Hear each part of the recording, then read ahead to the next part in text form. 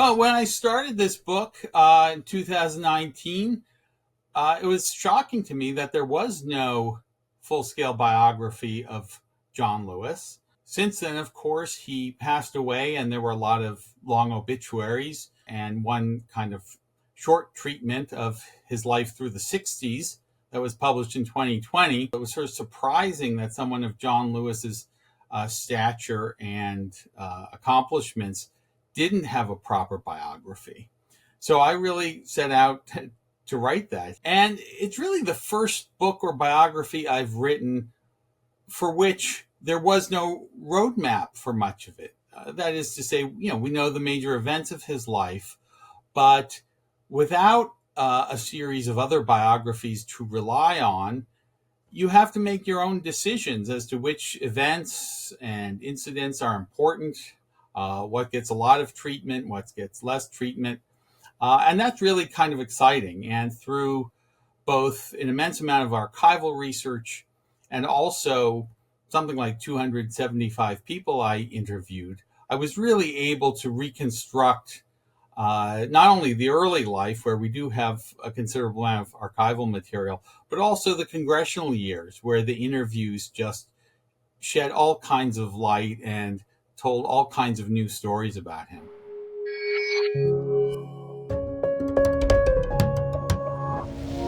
Well, we think of John Lewis, quite rightly, as the conscience of the Congress, as he was known in his later years, or when we think back to the early civil rights years, a man of just surpassing courage, a true devotion to nonviolence, who was utterly unafraid to put his body on the line, and on more than one occasion was nearly killed because he was sacrificing his body for the cause of equal rights, for civil rights for African Americans. And that nobility, that sense of conviction and purpose, I think, rightly adheres to John Lewis. But it may therefore come as a surprise for people to realize how much of a politician he was and could be. He could pay attention to the polls back home because he did want to serve his constituents. He could go negative when running for office, as he did in his 1986 race for Congress when he was first elected against his best friend of 25 years, Julian Bond. And there's sort of a whole dramatic chapter in the book on that conflict.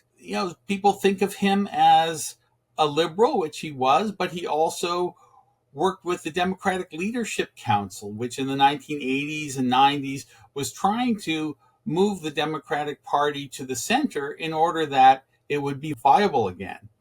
He even wanted Sam Nunn to run for president in 1988, I think it was, because even though his politics were somewhat different from Nunn's, he thought Nunn was the kind of guy who could win in what was then, Reagan's America. So he had a real sense that winning was important. He became an important part of the Democratic congressional leadership, which involves, learning how to strategize and, again, go negative, learning how to play the game of politics, at which he became quite adept.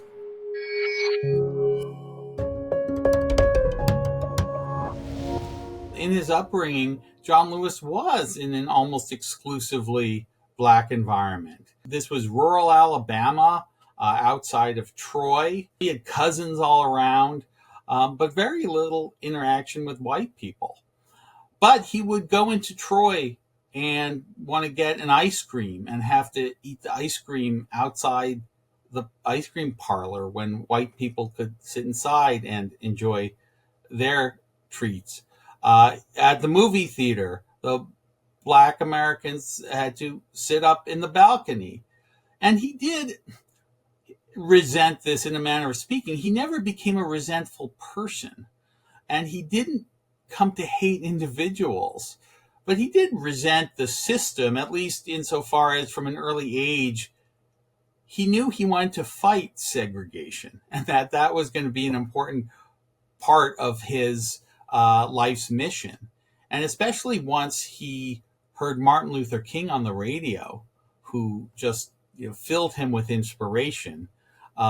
He thought he would fashion himself after King, who was only a number of years older, but was already very prominent in Montgomery, Alabama, and nationally.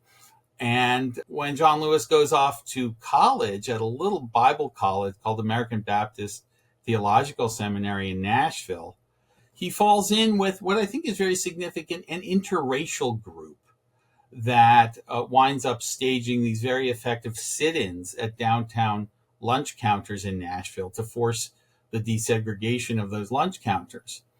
And in that, I think he really learned that an interracial movement was necessary to achieve equality. That as the song "We Shall Overcome," which became sort of the anthem of the movement, had it black and white together. And this was also, I think, a part of his enduring and sort of lifelong set of commitments.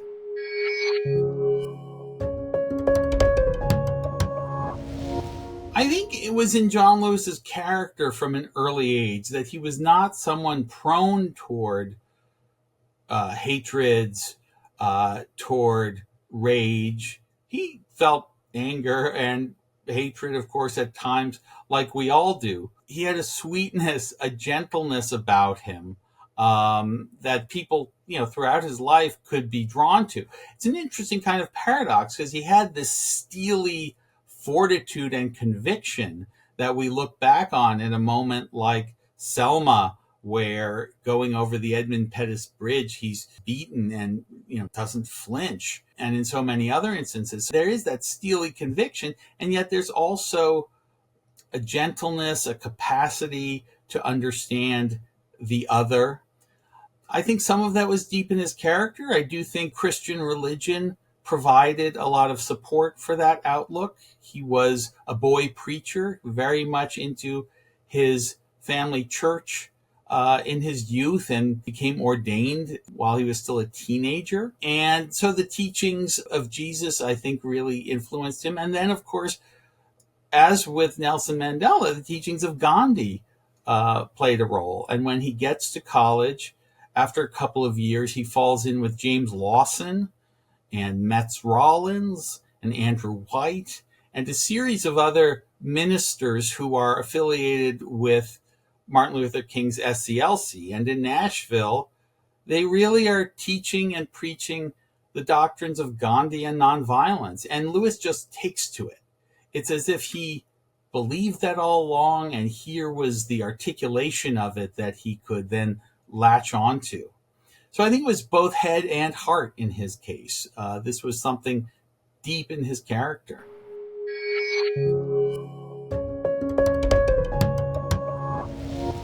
Yes, I do think, publishing this book this year, John Lewis is still very much, I think, in our political culture, in our collective memory. I, at the end, decided not to write an introduction. You often write the introduction last. And I decided, people are going to get the hang of this book pretty quickly, get a sense of him. And let's cut to the chase. Let's get right to his early childhood and his ancestry. And I thought better plunge right into that. And then when we get to the end of the story, maybe this is a spoiler alert, but the year John Lewis dies, 2020, was the year of the COVID crisis, the year of Trump's first re-election attempt, and the year of the George Floyd protests. In the middle of all that, John Lewis, who had the previous December learned he had pancreatic cancer, leaves this mortal coil. And I end the book at a moment of choice for the American people. And John Lewis and his legacy and what he fought for and argued for so many years is still very much on the ballot.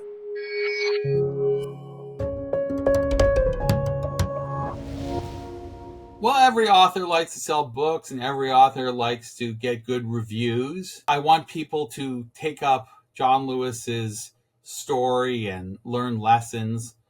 But honestly, as a historian, a biographer, really for me, the question is, have I done justice to his life?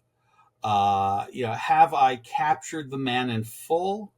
Have I shown him to be not a saint, although he was very saintly, but a human being who was heroic in so many ways, but also had his flaws, who had his foibles and his quirks?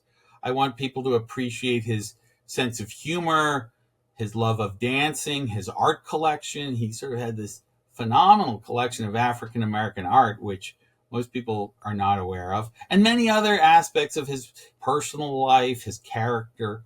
So really, I want to ask, am I doing justice to the man and giving a sense of how he played an important part in these very dramatic times in which he lived, from the 1960s and the Civil Rights Movement through the political battles in the halls of Congress? Finally, I suppose there is that question of how you affect the real world. But honestly, if that had been my goal, I think I would have become an activist. I do hope that in some indirect or oblique way, this book can inspire people and people can draw from it to try to do things that they think are just and noble.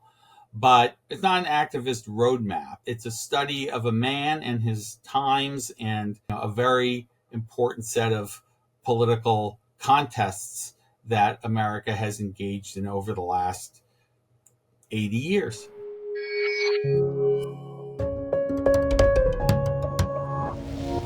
I really try to be scrupulous in my sourcing and in making sure that anything I put in the book was true, completely true and verifiable. And sometimes there were some details that I wished I could get but couldn't get. So, for example, I learned that as he's kind of giving out the directions or thoughts on how he wants his funeral to be, he named certain people to be invited and a few who he didn't want invited, but I couldn't get my sources to tell me just exactly who those people were. I have my suspicions, but I felt my suspicions probably didn't belong in the book. There were other moments where, I wished I could have gone back and asked him. I did have a few interviews with him, but he was quite sick as I was in the early stages of this book. There were things I discovered or wanted to ask about him that I came upon after he had passed. And so there are certain things that, of course, died with him. But, you want to respect privacy without surrendering your obligation as a historian and biographer to give as full and rich and honest a portrait of the person as you can. His relationship with his son, I wish I could have gotten a little more insight into that. He loved his son very much, but he was in Washington quite a lot, John Lewis was, and John Miles, his son, was back in Atlanta and really raised primarily by Lillian, John Lewis's wife. But I did feel I got to know the private John Lewis better than I expected. I mean, people would tell me stories that are just kind of light or funny, but collectively tell you something about the man. For example, one of his favorite things to do was to talk to children, school children who would visit the Capitol, visit Washington. And he had this terrible habit of going AWOL. And he'd be due for an appointment back in his office, and he was nowhere to be found. And one staff member told me we would listen for children's voices echoing off the marble because we knew that that's where Mr. Lewis was likely to be. Another story of a friend and constituent who would run into him on Black Friday at the mall in Atlanta, eating at Panda Express, and how John Lewis loved to shop. Having grown up relatively poor, later in life he became something of a real clothes horse. And so just seeing all these different sides of him also was a revelation, not a scandalous revelation, but a revelation nonetheless.